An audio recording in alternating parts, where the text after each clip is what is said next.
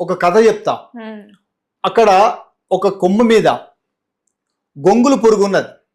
గొంగులు పురుగు ఉన్నప్పుడు ఒక పావురం అక్కడి నుంచి వచ్చి అదే చెట్టు మీద వాలింది, గొంగులు పురుగు ఉన్న ఆ కొమ్మ మీద.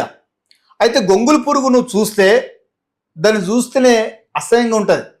దాన్ని చూస్తే దురద, అది ఒకవేళ ముట్టుకుంటే అది మన శరీరం మీద పడితే అది దురదలేస్తుంది. చాలా చూడటానికి చాలా నీచంగా ఉంటుంది, అది చూడటానికి బాగుండదు, దాన్ని ఎవరు ఇష్టపడరు, చాలా అసహ్యంగా ఉంటుంది.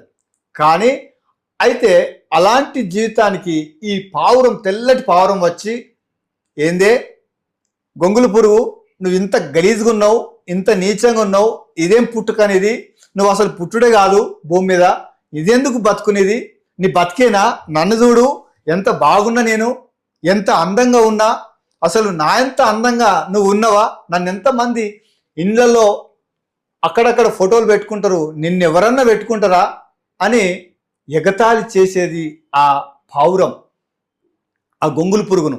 ఆ గొంగులు పురుగు అక్కడ 2-3 పురుగులు ఉంటే, అయ్యో నాకు ఇంత బాధనా, నాకు ఇంత అవమానమా అని ఒకటి చెట్టు మీదకి పడి చనిపోవాలా, ఒకటి ఏడ్చుకుంటూ కూర్చోవాలి, ఒకటి బాధపడుతూ అట్లా గడిపేవేట. అయితే రోజు వచ్చి ఏడిపించేది ఈ గొంగులు పురుగు దగ్గరకు వచ్చి ఈ పావురం, నేను ఎంత బాగున్నా అని రోజు ఎగతాళి చేసేది, తక్కువ చేసేది, నన్ను చూడు, నిన్ను చూసుకో, నన్ను ఎంత బాగున్నా, నన్ను ఎంత మెచ్చుకుంటున్నారు అన్ని ఎగతాళి చేస్తే రోజు ఏడ్చుకుంటూ ఏడ్చుకుంటూ ఒక గొంగులు పురుగు ధైర్యం గట్టిగా చేసి, నేను దాని ముందు ఒక రోజు వస్తుంది, నాకు కూడా ఒక మంచి రోజు వస్తుందని ఆ గొంగులు పురుగు ధైర్యంతో నేను ఏమైనా సరే నేను అప్డేట్ కావాలని చెప్పి ఒక కొనాకు పోయి, ఆకు కొమ్మకు పోయి ఆనుకొని అది అప్డేట్ అవడం స్టార్ట్ చేస్తుంది. అది ఊరికినే రాత్రికి రాత్రి అది గొప్ప గాలే. గొంగులు పురుగు సీతాకోక చిలుకగా మారటానికి మధ్యలో, గొంగులు పురుగు సీతాకోక చిలుక మధ్యలో ఎన్నో కష్టాలు పడుతుంది, చర్మము ఊడుతుంది, దానికోసం తపన పడుతుంది, ఎన్నో కష్టాలు పడుతుంది. కష్టపడ తర్వాత గొంగులు పురుగుగా మారుతుంది.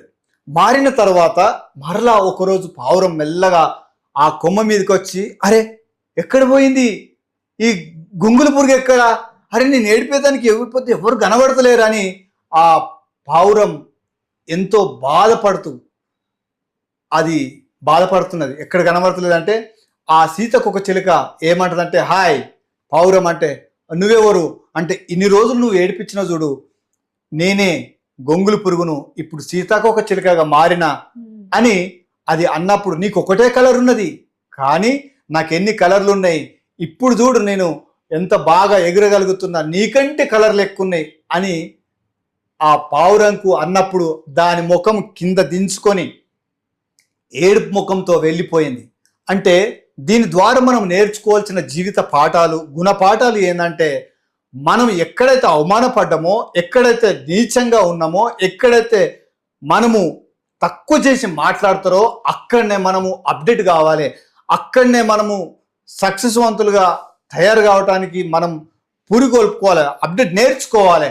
మనం అక్కడనే ఎక్కడైతే పడిపోయినామో అక్కడనే లేవాలి, ఎక్కడైతే మనం పోగొట్టుకున్నామో అక్కడనే మనం వెతుక్కొని దాని ఎక్కడ నేను బాగుపడతాని, ఎట్లా బాగుపడాలనే ఒక ఆలోచనతో మనం అప్డేట్ చేసుకోవాలి, మనం సపోర్ట్ చేసుకోవాలి, మనం ధైర్యం చేసుకోవాలి. అప్పుడే మనం జీవితంలో గెలుస్తాం, చరిత్రలో నిలబడతాం. నిజంగా సార్ చాలా చక్కగా చెప్పారు. నిజమే, ఎప్పుడు కూడా ప్రతి దాంట్లోనూ కంపారిజేషన్ చేసుకోవడం అనేది కరెక్ట్ కాదు. ఎవరికి ఉండేది వాళ్ళకు ఉంటుంది, మీరు అన్నది వాస్తవమే. అండ్ చూసారు కదండి, మీరు కూడా ఎప్పుడు కూడా పక్కన వాళ్ళకి అది ఉంది మనకి ఇది లేదు అనుకునే కంటే మనలో ఏముంది, దేన్ని మనం మెరుగుపరుచుకోవచ్చు అనే దాని గురించి ఆలోచించడం వల్ల ఇంకాస్త ఉన్నత స్థాయికి అనేది వెళ్ళడం జరుగుతుంది.